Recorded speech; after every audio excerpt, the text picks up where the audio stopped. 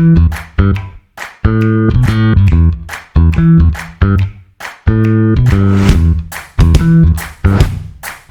listening to the Common Fan Podcast, a Husker football podcast for the common fan, by the common fan.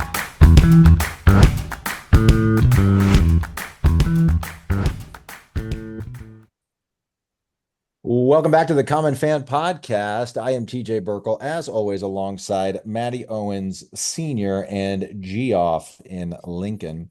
Huskers lose to the Indiana Hoosiers 56-7. And if you're like me and you like to eat your feelings, go to cpbeef.com and use the promo code CommonFan, all one word, CommonFan, and order steaks, ribs, ground beef, all the beef. You can get it shipped direct to your front door from cpbeef.com, and you can get 25% off using the promo code CommonFan.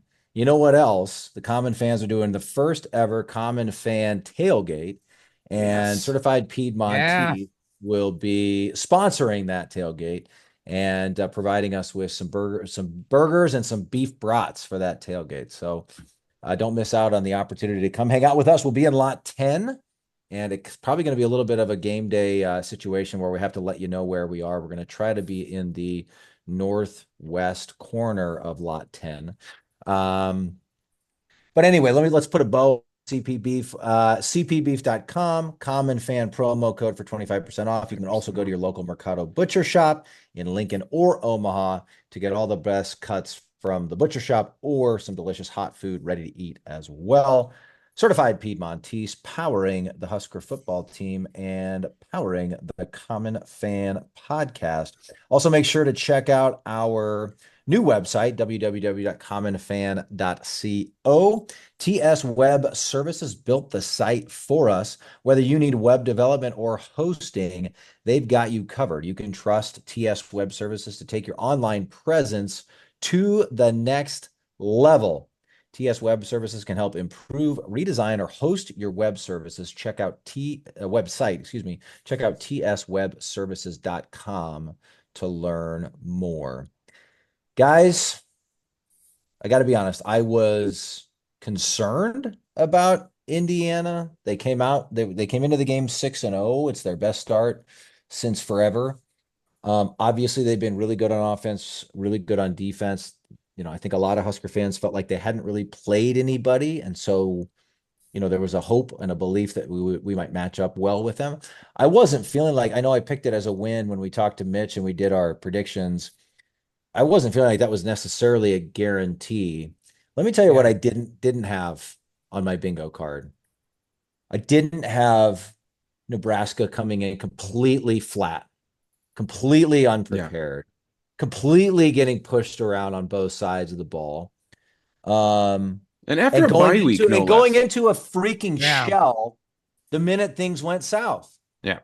Completely. I mean, look, here's the deal. Either they quit, which is not excusable, or they're that bad, right? Or they're that much worse than Indiana. Which is also inexcusable. Yeah. This is the worst loss in I don't know how long, guys, because you think about Michigan last year. Okay, Michigan was a national champion and they were stealing everybody's signs. Yeah, this was worse than that. This was worse than that. This might be worse than any loss in the Frost era. It might be worse than any loss in the Frost era because there was never a belief that we were making any progress. Michigan in year 1 or 2, the game where Frost said we hit just as hard or whatever, and they still smoked us. Like that was pretty bad.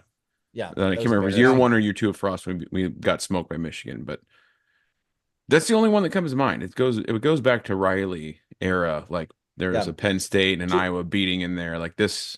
Yeah, this is back there. I think a couple things come to mind for me when and again, this is frustrating for so many reasons. Riley in 2016, Riley's second year team started off 7-0. And I think we all kind of knew that was a little fraudulent. Yeah. We really, really didn't play anyone. No.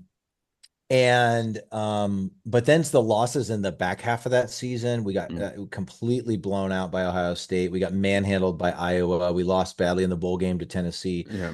all of those felt pretty bad. Like it was sort of like, oh, whoa, like, okay, hold on. I didn't think we were this bad. Like I thought we started 7-0. We thought we were at least, okay here.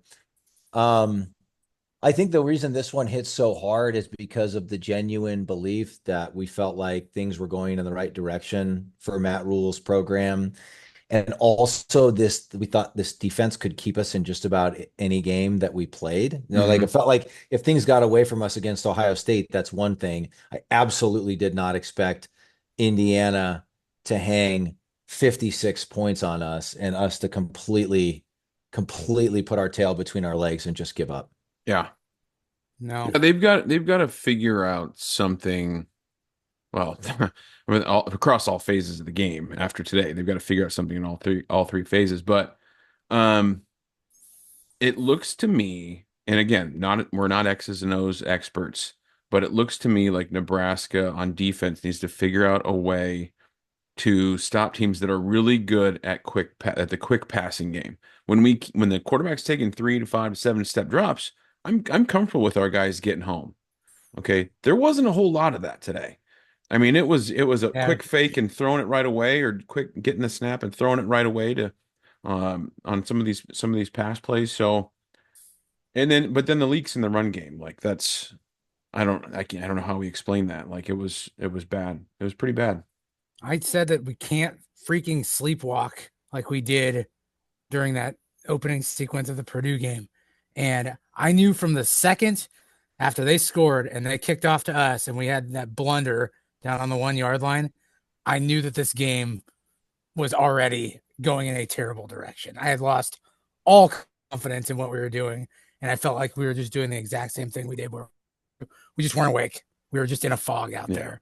And that's a really good point, Geoff. Like it sort of felt like from the early going, they went for it on 4th and 2 on their first drive, got it. Then they ended up scoring a touchdown. Then we make that stupid special teams play. I mean, Ja'Cory Barney's been great. He's a true freshman, but that, comes down to coaching as much as anything. So our first drive kind of stopped before it even started.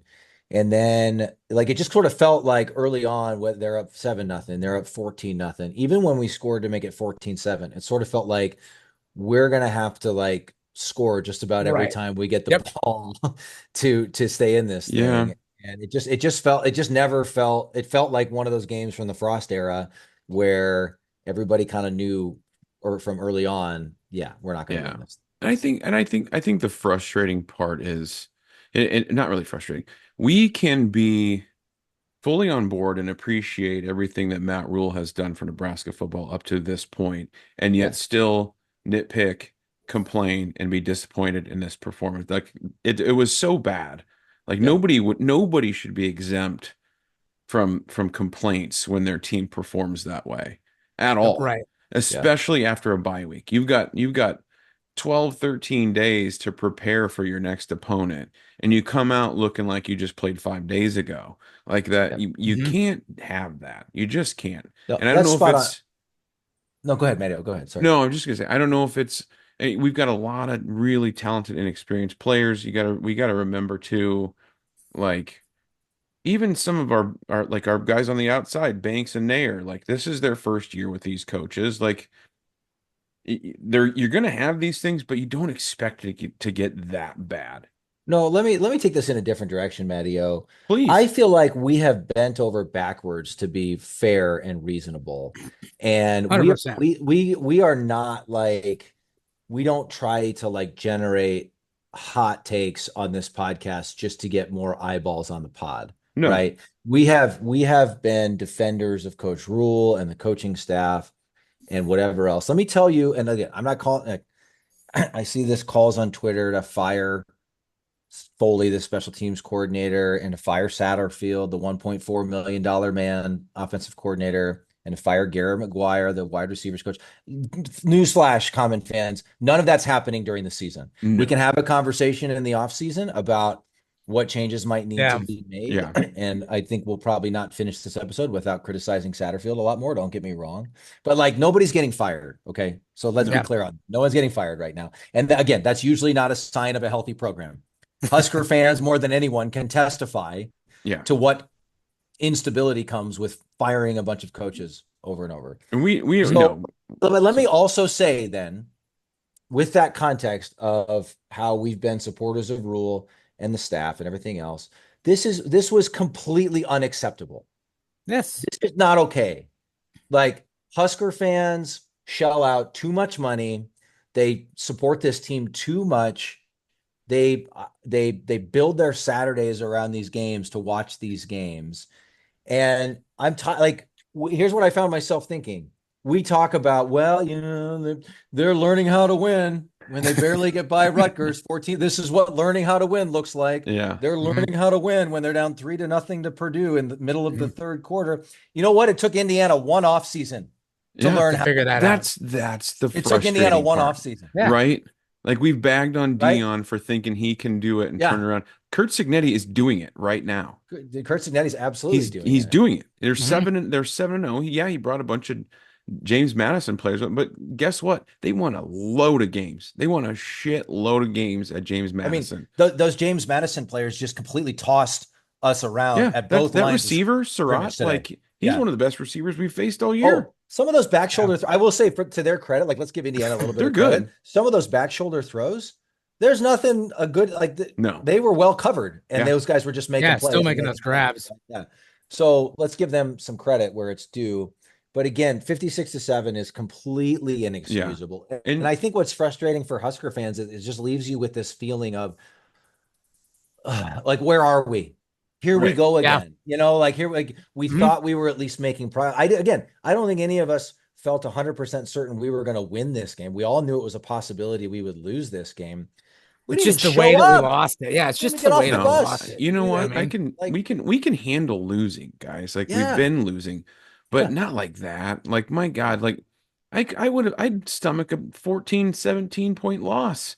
Like, yeah, that's fine. Like, as long as we made it interesting at some point in the game. That was never interesting. It was like, as soon as the first quarter was over, it's like, oh, this is not good. Yeah. We're in trouble. And you can trace it back. Like, we are too fragile of a team. I think there's still a lot of mental fragility in this team. And was it not just 7-0 when Dowdell fumbled? We were moving the ball down the field. Wasn't it 7-0? Boy, we went really for a fumble. I can't. It was either. Let me look at it was either 7-0 or 14-0. It was early though. We were still in it. We were very much still in it. And in the red zone. After we scored, we are so fragile. It's kind of one of those things like, well, we always play this game of like, well, if this didn't happen or that did happen and blah, blah, blah. But as fragile as we are as a team, if we get that first down and go down and score, make it 7-7, you just wonder if the game could have been a little bit different. I said it sometime over the last couple of weeks. I think this team is going to be the type of team that has to punch first and strike first. Because they are so mentally fragile. We talked about it. Brandon Vogel had some brilliant stuff on this about the psychology of this team. So many of our older players have lost so many games, and it's the human element. You can't tell me a couple of bad things happen and it starts to snowball a little bit that you just don't go, oh crap, we've been here before. And up to this point, like, it really hasn't gotten too bad, right? When those things start happening. Today, it just snowballed and became a freaking avalanche, man. Yeah.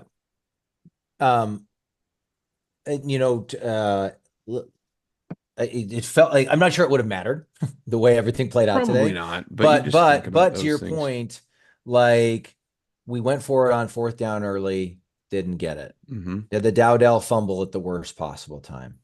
Handful of penalties at the worst possible times. Yeah, I'm not sure it ends up mattering today, but like, the turnover bug hasn't really reared its head until now. Like, we had that fixed, right? We worked on that turnover margin today, big time. Good Lord. We brought that thing came back down to earth. Wow. Let me tell you what else. And the defense completely laid an egg today, and they don't get a pass for that. Don't get me wrong.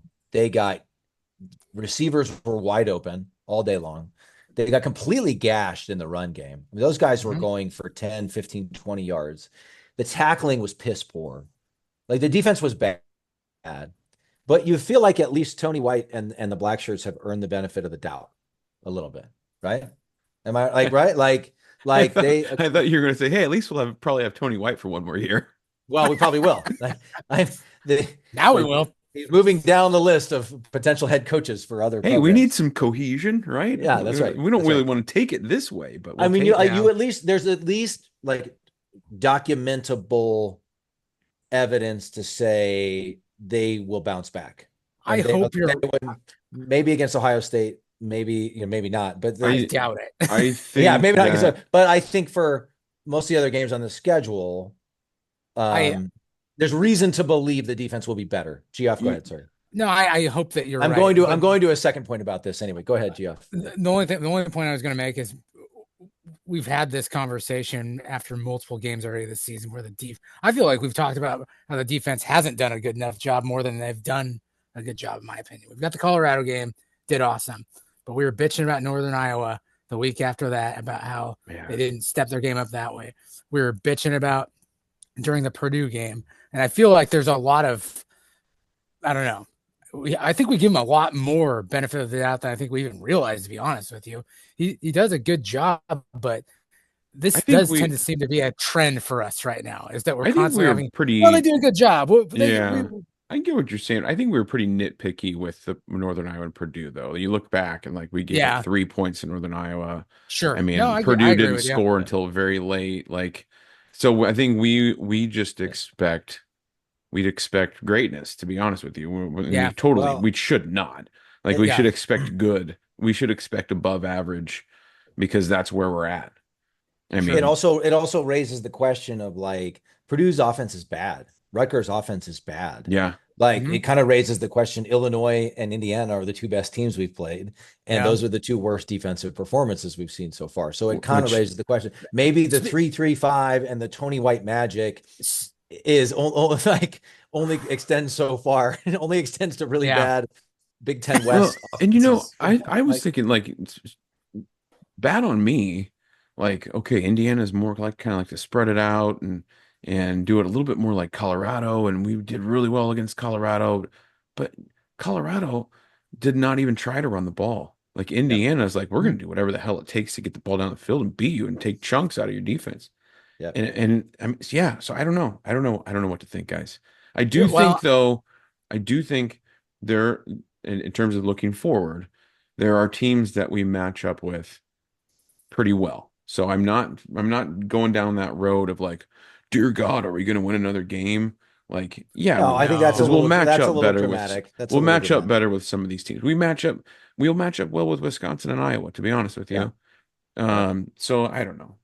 I'm just lost, guys. The only thing I was if we're talking about defense right now is just, for instance, like when their quarterback hurt his hand, like they still gashed us on the run after that. Because I figured that us as fans would think, I was screaming at the TV. I'm like, okay, he can't throw it anymore.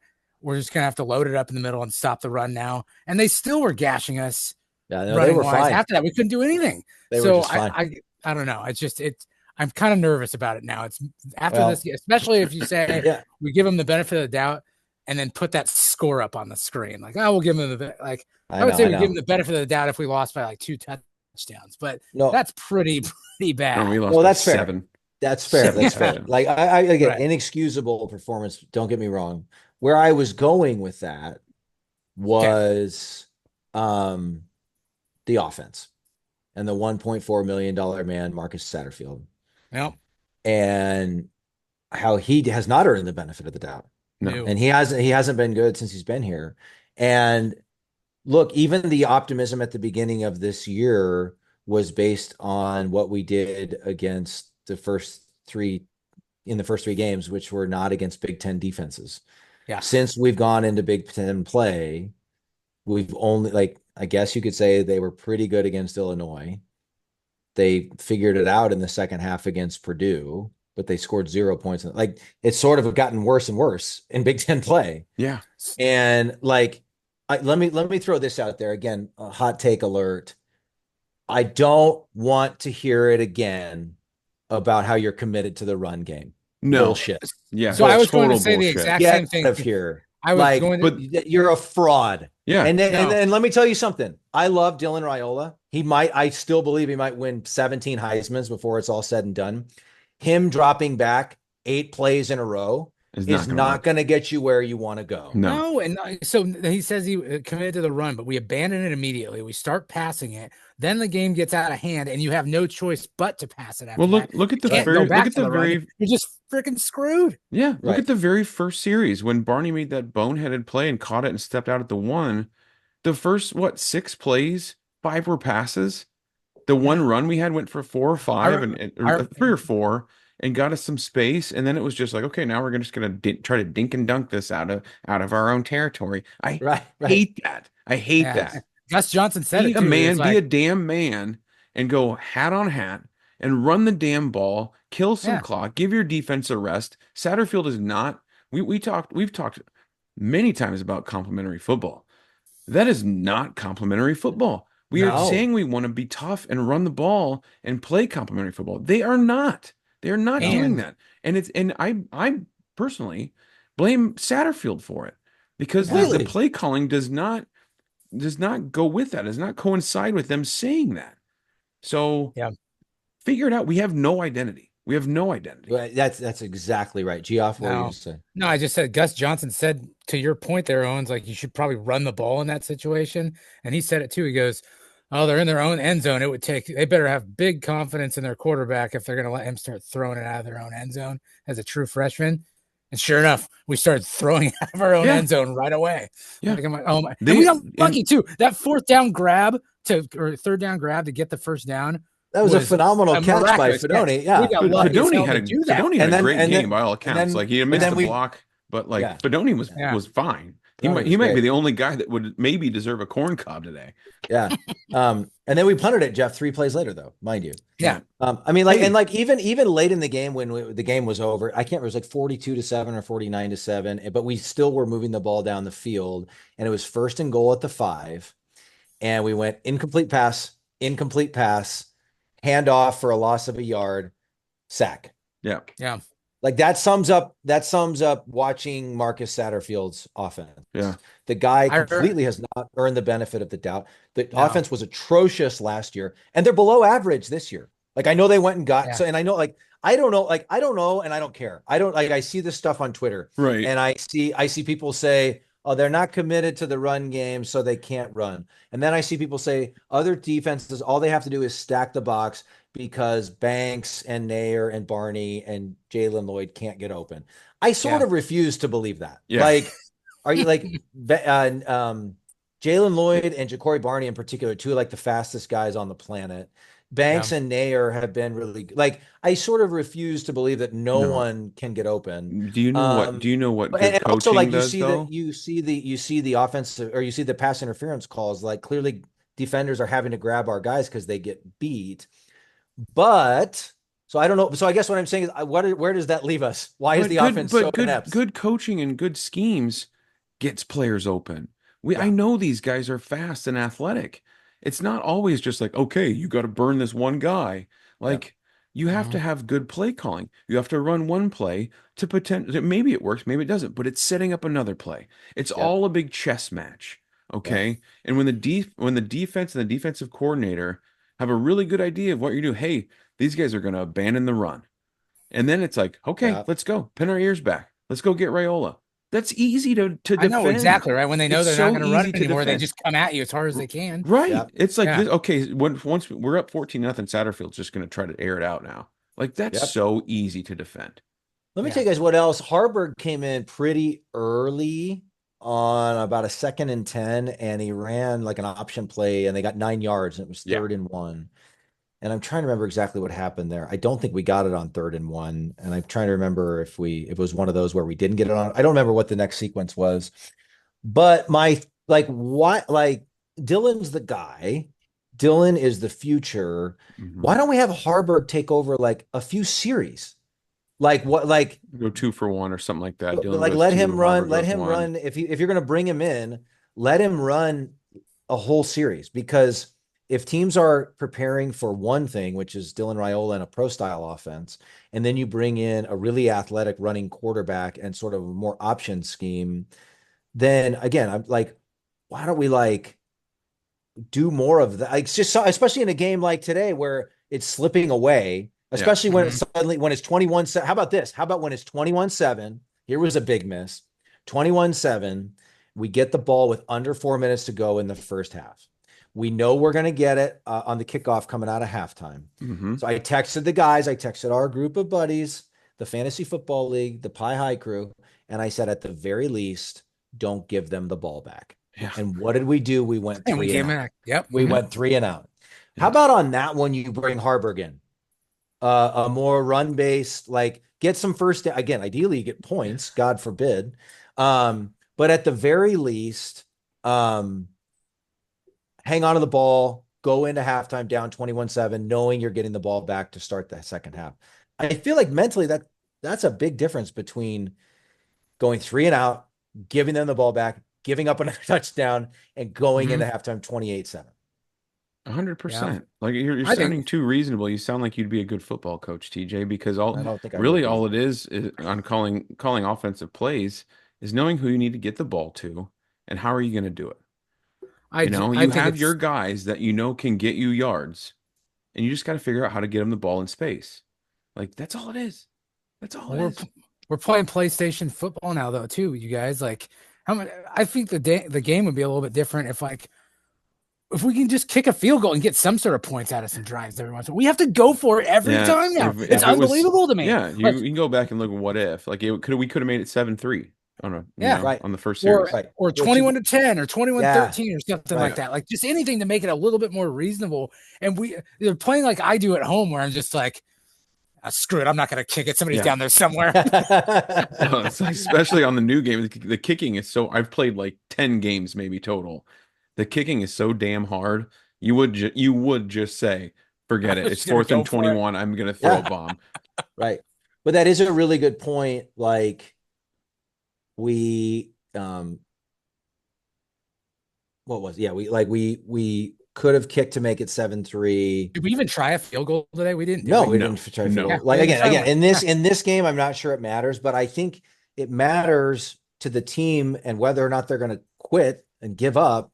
So like if you're going in halftime instead of 21, like you said, Jeff, instead of 21-7, maybe it's or 28-7, maybe it's 21-10 or 21-13 or whatever, and like you're hanging around. Or 28-13, like you're still down two scores and a 2-pointer. Right. Again, like maybe doesn't end up mattering today because we clearly could not get any stops on defense, but there's just so much this team doesn't do well. And some of it should not be this bad in year 2. And I don't care who the head coach is. Right. Yeah. And you know what? Motivationally, organizationally, everything Matt Rule says, I'm still eating it up. I'm still drinking the Rule-Aid. Yeah. But the scheming and the play calling and what happens on the field has to catch up to that. That's where I'm at. Like everything I'm being sold, I'm buying. But what happens on the field, I've got to see them being a little bit smarter with how they're using their playmakers on offense, and I got to see them like adjust on defense. Like we went into this thing, like I'm thinking like Tony White's really good at in-game adjustments. Like we'll be all right. Yeah. And it just didn't seem like they ever happened, or whatever they said that they were going to try to do and adjust on. Instead, it just like looked the same the whole game. I'm glad you said that, Matt, about Matt Rule and what he says. Maybe it's because we're fresh off a loss, so I'm just still frustrated. But the quote things, like I'm kind of starting to get annoyed with every loss like this. If I see a thing that says if we die, we die, it's really starting to kind of get under my skin now. Those things start to piss me off after a while. And did you guys see what he said right after the game? He just said, I didn't see this coming at all. He did apologize too. I appreciate the apology. Yeah. I don't know. There's nothing you can say after a loss like that to make the fans feel better about it. Exactly. How would you feel, Jeff, if he said, you know what? I was worried this would happen. I saw this coming. I knew this was going to happen. I saw this coming all week. Yeah. I don't know. It's one of those things where we constantly praise him for his quotes, and he's got all these awesome inspirational quotes. And then shit like this happens, and it drives me freaking nuts. I'm still on the Rule train, obviously. Yeah, exactly. Frustrating. It's so frustrating. And since we're airing grievances here, let me say one more thing. And I'm sure you could find examples to disprove what I'm about to say. But like, how many Fact times check. at least going back to Riley, maybe even going back to Pelini, how many times have we been in this place where it's like, okay, we're better now. Okay, we're turning a corner now. Okay, we're in a big game on national TV. It's prove it time. And not only do we not prove it, we we We we go get so far the embarrassed. opposite. In Yes. the Yeah, we go In so the complete far opposite in the direction. opposite direction. We shoot ourselves in the foot and then throw up all over ourselves and Yeah. shit ourselves. Like it's just like the worst possible things that could happen. Just when we're feeling okay. Yeah. Here we go. We don't Yeah. just trip over our appendage. We stomp all over it. Yeah. Stop. Right. And yeah. With cleats. Really hurts. With cleats. So it's just so frustrating. And like it has spanned coaching staffs, it has spanned roster turnover. It has happened again and again and again. And again, like I think also this might sound weird. I think the frustrating thing is this feeling of like, where do we go from here? Because no one is saying to fire Coach Rule. No. I'm not even, No. you could even convince me that he doesn't need to fire a bunch of these assistants like people want him to. Whatever he decides in the offseason, that's up to him to figure it out. Right. Yeah. And that's right. I think that's right. As we said before, like firing coaches has not been the sign of a healthy program, and it doesn't always get you to something better.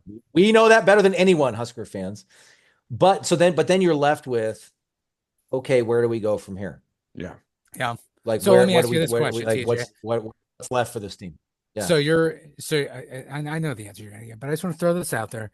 Your running quote has been, "It's time to believe in Nebraska football again." Do you still believe in it? Do you still believe?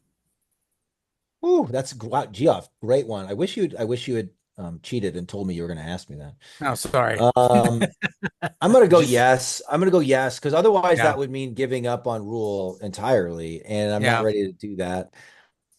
And I still think we get to a bowl game. I think, it's like we're recording this shortly after the Indiana game, so there's still stuff left to play out on the college football landscape. But so far today, UCLA has beat Rutgers 35-32. I don't know if you guys saw that. Yeah. So suddenly this UCLA team we thought was dormant is showing signs of life. And, we couldn't muster more than 14 points against Rutgers. Yeah. So you find yourself, where do I find at least one more win to get to bowl eligibility? What about 2 or 3 more wins to get to 7 or 5? 4? That, I think, Jeff, part of what we're going to need to see here is how this team bounces back. And this is going to be a multi process, because I don't expect it to against Ohio State, if I'm being perfectly honest. No. Did we lose him? We're 5-3 with plenty left to play, and we've got UCLA left. We got and it's 3 on the year. What's that? You guys hear me? You kind of froze there. You kind of froze there for a minute. Yeah, but you're back now. I'm sorry about that. Shaky Wi-Fi. What I'm gathering from you here is that you still do believe and that you love the Huskers, and that we're going to still. I think it's still. Yeah, it's still. We got to. We're going to beat Ohio State. We're going to make the playoff. That's what you're telling me. I don't want to be that guy that is like going into a Husker football Saturday like, well, I wonder how bad we'll get beat today. Right? Like, yeah. Nobody likes that guy. I will never be that guy.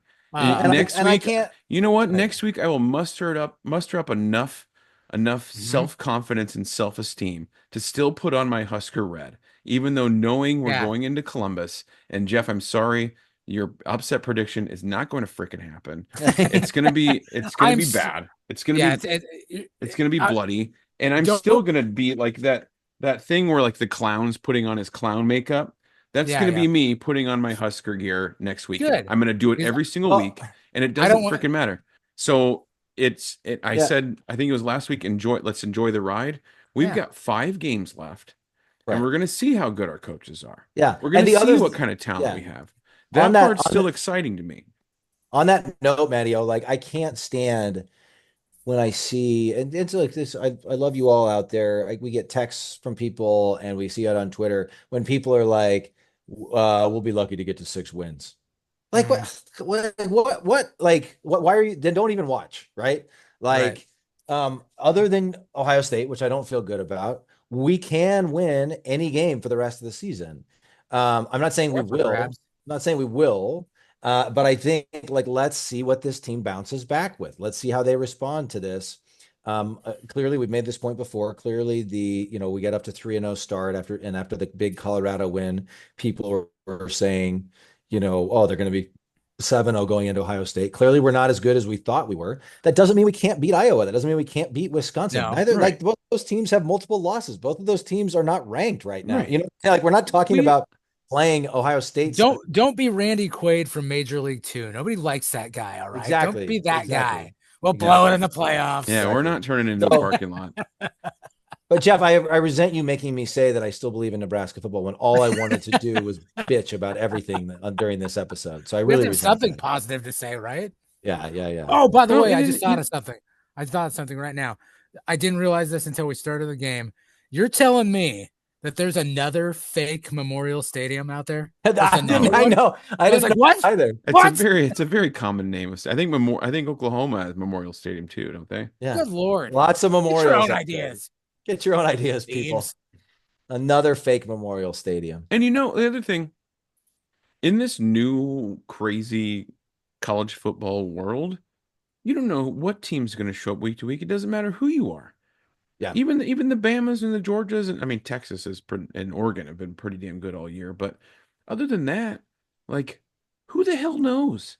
Yeah, Who the hell know. who the hell knows Every if we don't Saturday's different. go 4-1 the rest of the way, or even 3-2? Like, Yeah. Well, think about this, guys. Think about that. We contemplated this on a previous episode. Let's say we lose to Ohio State and beat UCLA. Neither of those things are guaranteed, but neither of them are unreasonable either. Let's say we're 6-3 going into our final 3 games against USC, Wisconsin, and Iowa. give it to me. Well, you're playing meaningful games in November. Yep. Right? Like you can win any of those games, might just lose any of them, right? But like we can beat Iowa every year. The Iowa game, throw out the records, like the Iowa game's a coin flip every year. Yeah. Wisconsin's really hard to make. It's hard to know what to make of Wisconsin. They've looked much better lately, but I wouldn't like chalk that up as a loss to Minnesota. And again, we're recording this shortly after the Indiana game, so who knows how this will play out. But it's currently they're up 4. Sounds like the Micro Machines guy. On Maryland. I know, it's incredible. So who knows? Your audio like cuts and then it like catches up. So you're like, it sounds like you're talking really fast, like the old Micro Machines guy. TJ is in Los Angeles. I'm in a hotel. Oh yeah, you're in a hotel room in Los Angeles. You don't say. Using the room's Wi-Fi. Stupid West Coast. He's going. LA. He's cutting out, and then the audio's catching up. He's sounding like a Micro Machines guy. Where are you staying at? Like a hostel or something like that? Are you in danger right now? Where are you? Are you staying at Skid Row? Now he's frozen again. Oh, no. I'm in a lovely hotel, Jeff. Thank you. Okay, good. This is like when Bob Uecker, what does he pass out or goes down, and then Monty has to chime in. Yeah. Fly ball caught. You guys hear? You keep cutting in and out, Teach, but I can't hear you. Say something else. It's in and out. Let's just wrap this thing up. Let's get out of here. Nobody's listening anyway. The hell with it.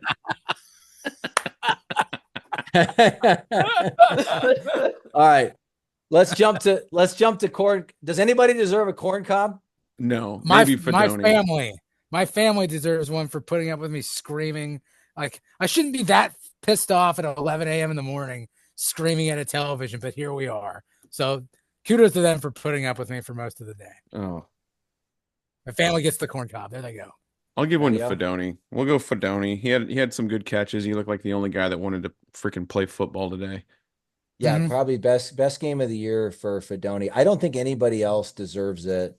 So yeah, I'll give it to Husker fans for sticking in there and having to weather that complete and total absolute garbage.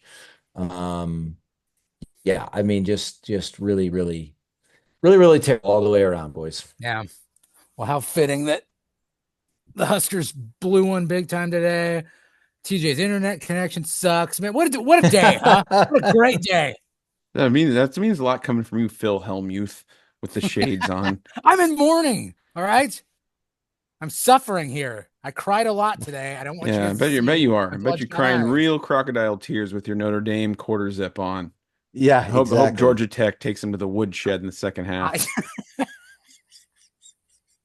I had Husker gear on. I had to take it off. What do you want me to keep it on after that? For the Husker Good football Lord. podcast, yeah, maybe you keep the Husker gear on, win or lose. There's a game together on in right all now kinds of behind me, weather. okay?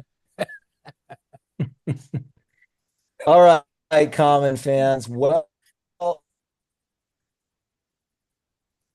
no, lose Oh, to Indiana geez. 66-7. And am I cutting out again? Yeah. Can you hear me? I Right got now you we now. Maddie, us off. Common fans, we'll be back later All right, this can you week. hear me? There he is. You know what? We'll be back later this week. We've got we're gonna do one with Evan Bland, I believe, and that'll be out midweek. View from the Bland stands, baby. View from the Bland stands. We'll be previewing Ohio State and talking about maybe how it won't be a bloodbath and what it looks like for Husker football moving forward in all of our emotions and our psyche. Mm-hmm. Until then, as always, GBR for life. GBR for life. I wanted to say it too.